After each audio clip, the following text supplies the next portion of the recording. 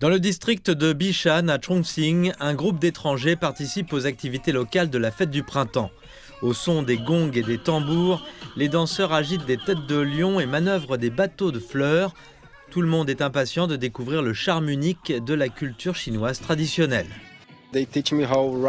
Ils m'apprennent à écrire en chinois. Et je me sens bien, c'est un très bon endroit, la plupart des gens ici sont si gentils. En plus de regarder des spectacles et d'écrire des couplets de la fête du printemps, sous la direction des héritiers du patrimoine culturel immatériel, tout le monde a participé personnellement à la préparation du réveillon du Nouvel An chinois, en goûtant aux saveurs locales. Je n'avais jamais goûté à ce poisson traditionnel. Je suis venue ici exprès pour ça. Et j'ai aimé parce que le poisson est très bon et un peu épicé. Je peux manger épicé et j'aime cet endroit. C'est la première fois que je viens en Chine et c'est la première fois que je célèbre la fête du printemps. Nous avons essayé quelques plats chinois, nous avons essayé de les faire nous-mêmes, ce qui a été une expérience très excitante. J'aime cuisiner et j'ai aimé ça.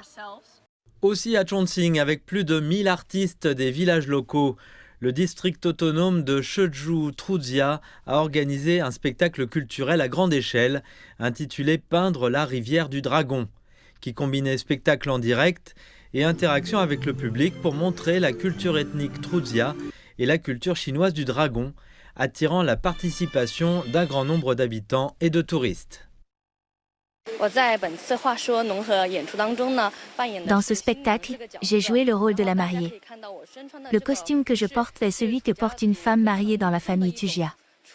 Il comporte des motifs brodés à la main qui représentent les espoirs et les bénédictions de la famille pour la jeune mariée. En plus des merveilleuses représentations, le public peut participer à un certain nombre d'interactions en personne, non seulement avoir l'occasion de fabriquer du tofu séché Truzhia de leurs propres mains, mais aussi participer à des activités folkloriques telles que lancer des coupes de vin et manger un long banquet à table pour ressentir la culture du peuple Truzhia. C'était vraiment impressionnant.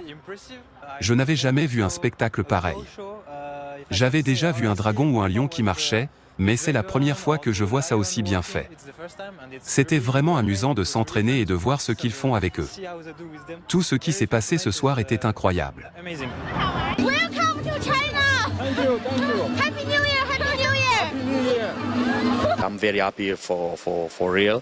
Je suis très heureux parce que c'est ma 8e année en Chine. Je comprends mieux la fête du printemps. La culture chinoise est très vaste et forte. J'ai l'impression de recevoir 100% et je n'en reçois en fait que 1%. Je souhaite donc chaque année venir et participer à ce genre d'activité et voir comment la culture chinoise et la culture de l'ethnie Tujia se développent. Je suis donc très heureux. On estime que pendant les vacances de la fête du printemps 2025, le flux de passagers entrants et sortants à l'aéroport international Jiangbei de Chongqing atteindra près de 60 000, avec une augmentation de 16,7% d'une année sur l'autre. À la tombée de la nuit, ces étrangers tirent des feux d'artifice avec leurs amis chinois, espérant accueillir plus de bonheur et de joie pour la nouvelle année qui commence.